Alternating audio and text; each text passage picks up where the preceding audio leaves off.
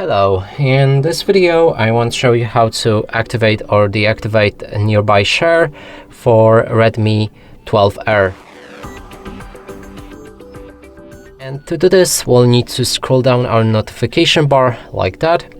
Here you can see the tiles with shortcut icons, and we want to find nearby share, which is located right here.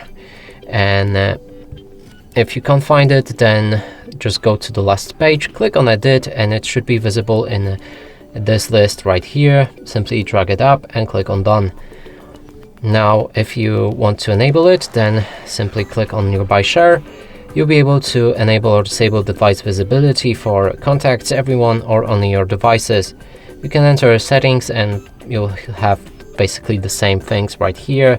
You can change the device name, and that's basically it. Our nearby share is activated and we can exchange files or basically anything between other devices. And that's it for this video. Hope you like it. Please consider subscribing to our channel, leave a like and a comment below.